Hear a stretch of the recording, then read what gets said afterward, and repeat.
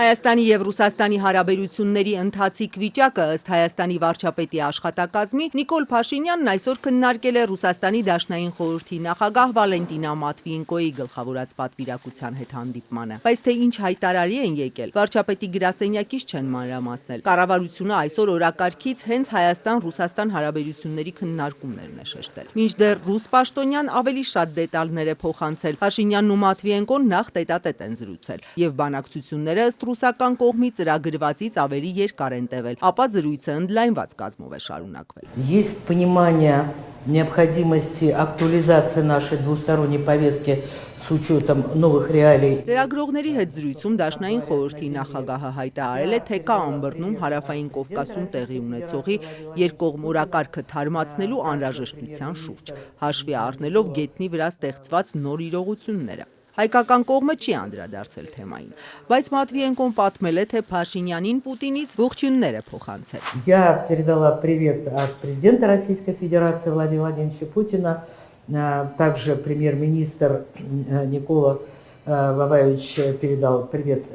нашему президенту. Իրանունից ողջույն Ռուսաստանի նախագահին, ըստ Մատվիենկոյի նաև Հայաստանի վարչապետն է խնդրել հղել։ У него с Владимиром Владимировичем всегда были, есть и остаются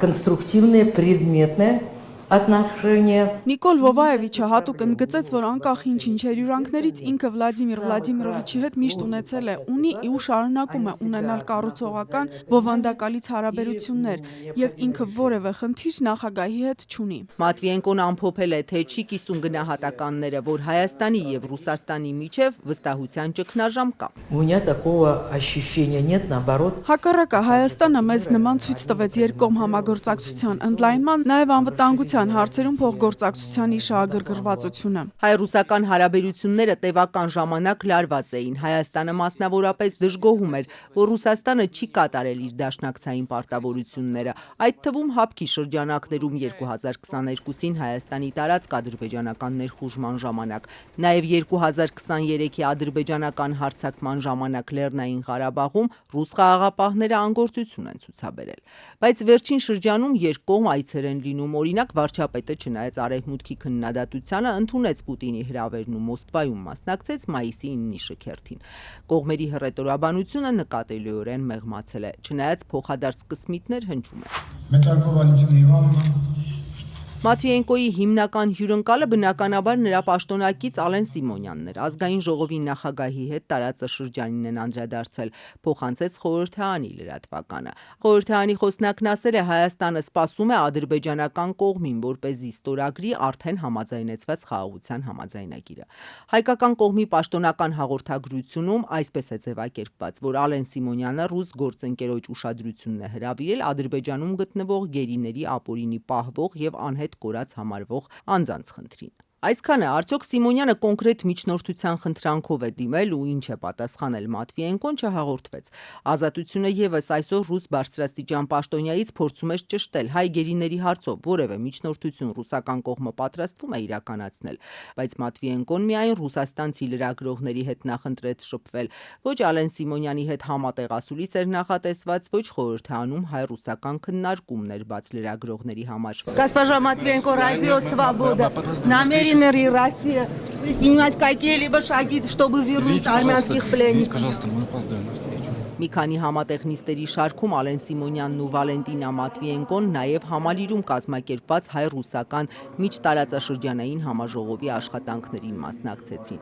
Սա Հայաստանի եւ Ռուսաստանի մարզերի համագործակցությանն էր նվիրված։ Հենց այս նիստում Մատվիենկոն առաջարկեց հանել դոլարով հաշվարկը հայ-ռուսական տնտեսական չափումներից։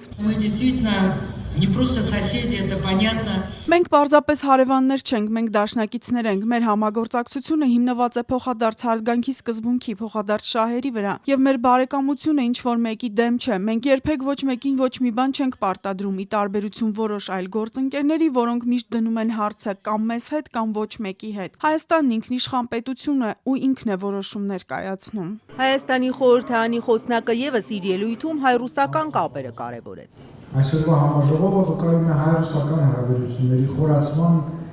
նկատմամբ ունեցած հանձնարարության մասին։ Այստեղ են ձևավորվում այն նախաձեռնությունները, որոնք հետագայում իրականություն են դառնում վերածվելով արդյունաբերության, գյուղատնտեսության, էներգետիկայի, գիտության և նորարարությունների ոլորտում հստակ ծրագրերի։ Ում ինչ Հայաստանի և Ռուսաստանի մարզերի ներկայացուցիչները ելույթներ էին ունենում, Ալեն Սիմոնյանն ու Վալենտինա Մատվիենկոն զրույցի էին բռնվել։ Մատվիենկոն երեկ երեկոյան է Երևան ժամանել պաշտոնական այցով։ Նրան Զվարթնոցում դիմավորել է անձամբ Հայաստանի ազգային ժողովի նախագահ Ալեն Սիմոնյանը, ինչպես և խոստացել էր։ Մատվիենկոյի այցը, ինչպես շաբաթներ առաջ արտգործնախարար Սերգեյ Լավրովինը ուղեկցվեց բողոքի ակցիայով։ Մի խումբ քաղաքացիներ այսօր Ռուսաստան դավաճաններ, Արցախը ձեր խղճին է պաստառներով հավաքվել էին ազգային ժողովի դիմաց։ Բայց այս անգամ նաև Ռուսաստանին սատարողների խումբ կար, որը զուգահեռ ակցիա էր անցկացնում։ Երկու հակադիր ակցիաների մասնակիցները պարբերաբար իրար վիրավորում էին և վիճաբանում։ Ռուսաստանը հիբրիդային պատերազմ է վարում Հայաստանի դեմ, իսկ պատերազմ վարում են թշնամիները։ Ողջունում ենք Ռուսաստանի Դաշնության